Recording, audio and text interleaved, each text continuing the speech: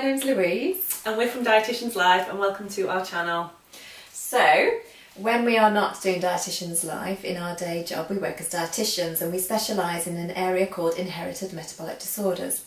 So a lot of people we see have a disorder where they have to follow a very low protein diet. This might be for Phenylketonuria, PKU, or Tyrisonaemia, or maple syrup urine disease. And with a lot of these people that we see, we often find breakfast is the hardest meal for people to find healthy, filling, very low protein meals.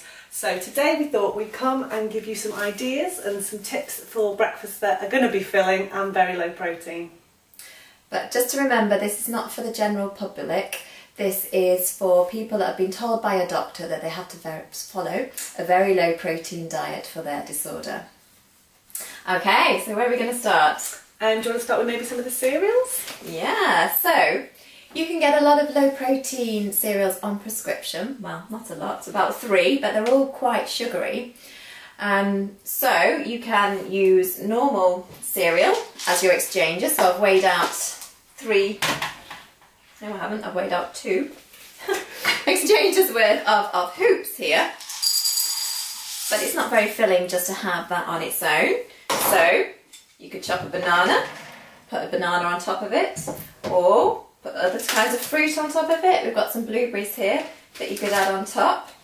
Or we've got different milks you could use if you don't have the prescription milks. So I've got almond milk there. Or you could have things like coconut milk that I've forgotten to take out the fridge. Yeah. So that's 3 in exchanges. That for 100 mils is a half an exchange each. But you can get rice milk as well, and also the milks on the prescription. So that's a cereal idea. So we went on a little trip today to have a look at some ideas for breakfast, and one of the things that we did find, which we were actually quite surprised with, are some bagels. They've actually come in the Tesco, a bit closer, free from range. These actually only work out at 1.5 exchanges, so 1.5 grams of protein. What else I was pretty impressed was there's quite a good amount of fibre in these, and some of the low protein products that you can get don't tend to often have that much fibre in for bowel health, but these are pretty good. So what I'll do is I'll actually toast this to start making it before I talk about the toppings. This one.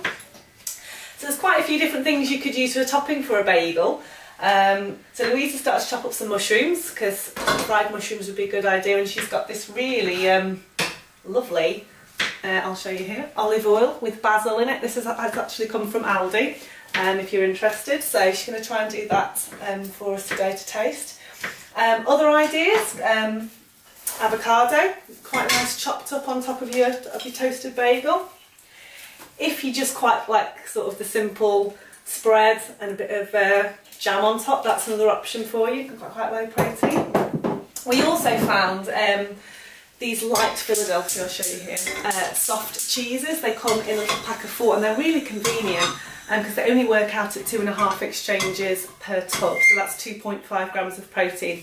You might not necessarily want to add that onto the bagel, so another option would be to have this on just some general low protein toast that you might get on prescription. So that would bring the protein and exchange level down. Another option could be, depending on how filling you want your breakfast to be, would be to use some spaghetti hoops. So I'll just show you there. These work out for half a small tin. This works out at about 1.5 exchanges, about 1.5 grams of protein. So again, depending on how many you've got, you could add it on to the 1.5 from the bagel, or you could just use low protein bread or toast that you've got on prescription. Yeah, so there you have it. Right, so I'm just frying up my mushrooms here with my special oil, so I'll just leave that going on there. So while they're all cooking, another thing, toasting, that an idea we had was, it's quite trendy these days to have overnight oats. So oats are little, well, I think this particular oat, I worked out 1 gram of protein was 8 grams, I think, of oats. Okay. So I put together. So have I got it out already? No, I haven't. Ooh, you bagel spots. So I tried to invent kind of a low protein overnight oats recipe here. So I weighed out 3 exchanges worth of oats. I then used some the cocoa-free milk, exchange-free milk, and I put that in. I kind of doubled or 2/3 the amount of milk. I also put in some raisins, and what else did I put in? Some frozen fruit from the freezer, and I grated some apple, and then I put some cinnamon in there as well, and I've had it in the fridge for a couple of hours, and ideally you would have it in overnight. See if we can find a bowl. See what it looks like. Bagel's ready. Oh, bagel's ready. Oh, I think it needs to be in a bit longer, but it doesn't look too bad. If it was in overnight, it probably would have sucked up some more of the liquid. You see the fruit in there. So that would only be 3 exchanges for that breakfast, and you've got fibre in from the oats, and from the fruit, and from the apple. So a nice healthy, if you've got those exchanges that you can spare. Should we taste it?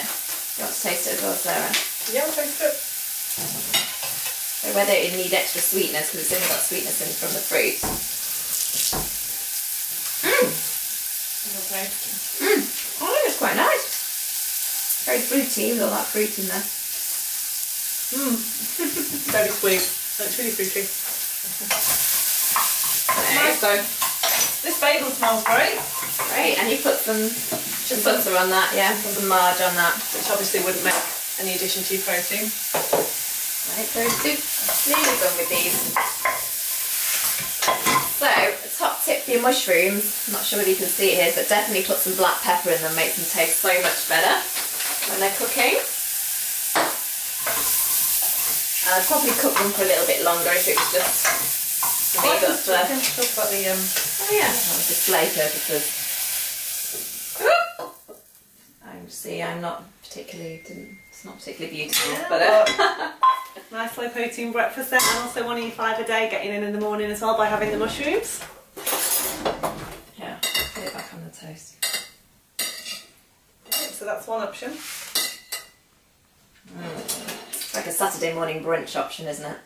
Another thing we found while we were shopping, some people like having yoghurt and fruit as a really nice breakfast idea. It can often be really hard to find yoghurts or equivalents that are really low protein. But we found, it's I'll bring it to the camera, cocoa dairy free coconut yoghurt. It's really, really nice. We did have a taste, and it really works out at only half an exchange per 100 grams. So Louise is just going to show you how much I can show you how much you get here. I mean, a normal yoghurt pot is about 125 grams, so depending on if you wanted to match that, I can show you how much that would be. How much you're weighing out?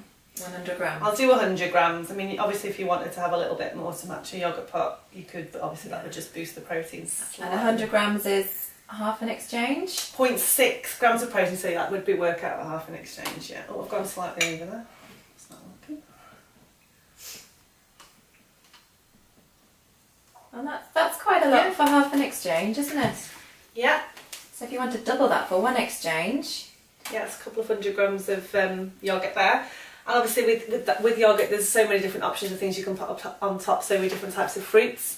So it could be you want to chop a banana up, you might want to have it with kiwi fruit, we've got some blueberries here. Sadly strawberries are kind of going out of season, but strawberries would be another lovely option for you. Chopped banana. Yeah. And another yoghurt we came across, which is a bit more convenient if you're not at home or you haven't got time to sort of sit with a bowl, is one by the Coconut Collaborative. And these work out at sort of an exchange and a half plus 1 small tub, and again nice and tasty and a lot more convenient to take out. It's got some fruit compote at the bottom as well, based on coconut oils and milk, isn't it? Mm-hmm. That's why it's a bit lower in protein. Yeah. Okay. So yeah, So that's it. And of course, there's all there's the low protein prescription flours and breads that you can get on prescription. We can show you one of the brands here. Tyrisonaemia offer sort of a pack that you need to make some lovely waffles. And you do need an egg substitute as well, low protein egg substitute, which you can get on prescription from one of the various companies. But that'll be a different idea as well. Perhaps a nice Saturday morning tasty breakfast with fruit. And lots of different flours, so Fate or Purpose Flour. They also have a YouTube channel showing ways to cook with their flour, which is great to have a look at. And then you've got flours by Juvella or Low Profen. And you've got other breakfast cereals by Proman. So definitely talk to your dietitian and get the up-to-date prescription list, or you can find it on the NSPKU website as well, the up-to-date prescription list, to see what other low protein prescription items that you can use as well for your breakfast. So this is just more stuff that you could buy in the shops to give you ideas as well.